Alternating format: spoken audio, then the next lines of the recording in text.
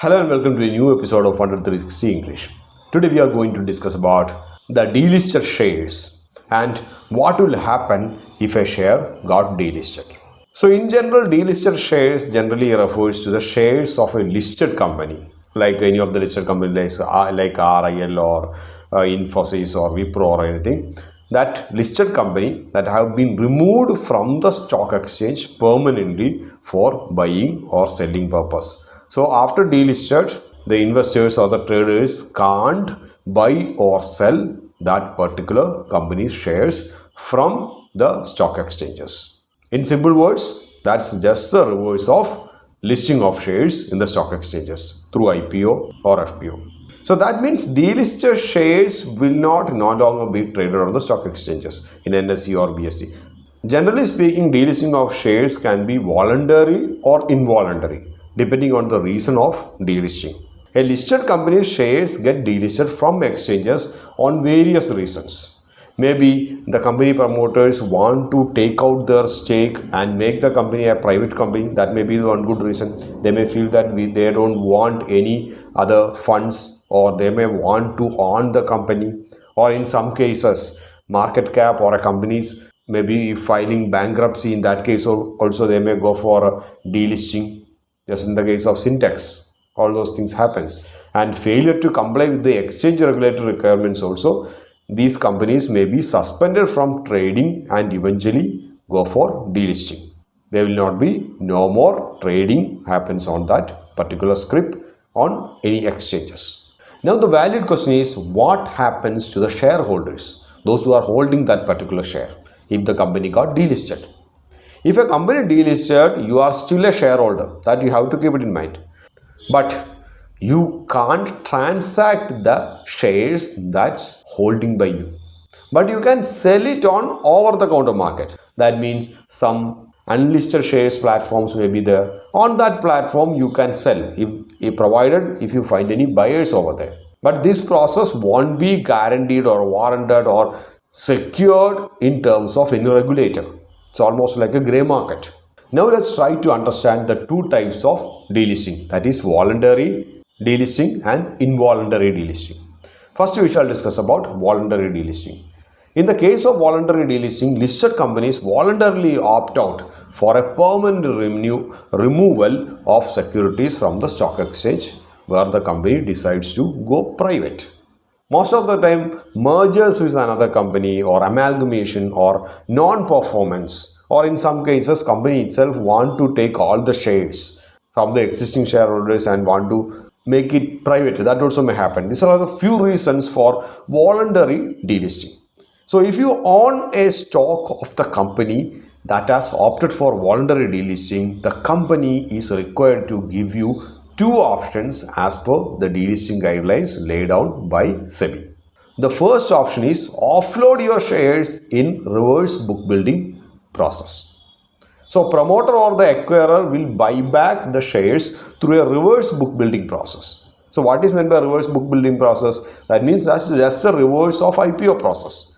So promoters are required to make a public announcement to the shareholders regarding the buyback by sending out even generally a letter or an email to the shareholders who are holding that share on that particular date. In this case, if you are a eligible shareholder who is holding a share of that particular company, can exist by tendering your shares. You can offer your shares to that particular promoter, provided if the offered price is convincing to you.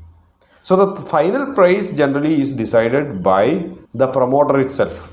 If they feel that the amount that you have quoted is not acceptable, in that case they can deny accepting your shares. So when the shares tendered by the shareholders reach the specific limit, generally that's 90% of the total shares, delisting is considered to be successful.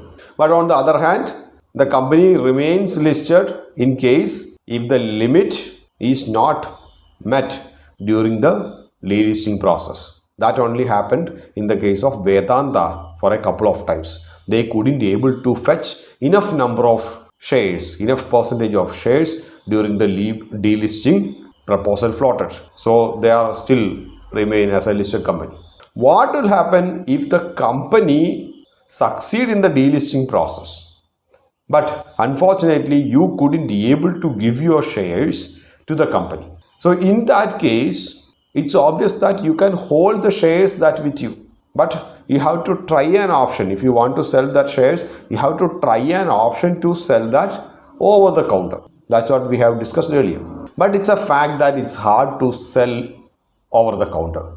Even you can find over the counter sales or the grey market or unlisted market. Hexaware, that's a delisted a couple of years back. Still, that's a trading over the counter market. Majority of the time, companies used to offer a premium price for the investors, especially when they have plans to make the company a private limited company. They try to buy it back and make it a private company so that they need not adhere with the regulatory norms and they can take complete control of the company. The second option is involuntary delisting. Involuntary delisting refers to the forced removal of the listed company shares from the stock exchanges for various reasons, including non-compliance with the listed guidelines or late filing of reports, and even low share prices and lesser liquidity, and in some cases some forgery or some malpractices by the promoters as well as some of the operators. Nowadays, it may happen that or alerts may be given to the companies which are considered as paper companies. That means no regular businesses are going on, just for the sake of listing in the stock market and artificially hiking the prices of the stock, and promoters itself, they are trying to exit at a higher price and getting into the share at a lower price. So these kind of activities, when that has been noticed, exchanges as well as SEBI, they will initiate the process of involuntary or forced delisting process of that particular shares. In this case, promoters are required to buy back the shares at a value determined by an independent evaluator. Though the listing does not affect your ownership, shares may not hold any value after the delisting. Moreover, when any of these kind of malpractices or any of these kind of non-adherence with the listing guidelines, all those things happens, naturally the stock price of that particular company will be diminished. You can't expect much from those company. So as an investor, what you have to do if a company offer you for a delisting bid or anything like that? So whenever news comes, it's a natural process that or natural phenomena that the company's price drastically comes down. That had happened in the case of Vedanta also. When it was in 89 or 100, 150, that drastically came down. Within a couple of days itself, that has been corrected to 20 to 25 percentage. Since majority of the DIAs or some of the FIAs or even the retail investors were not ready to accept the delisting offer, Vedanta as well as Anil Agarwal couldn't be able to delist it from Indian stock exchanges. That's a fact.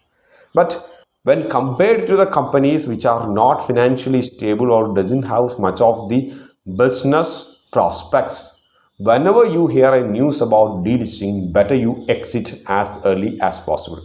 That will be safer for you.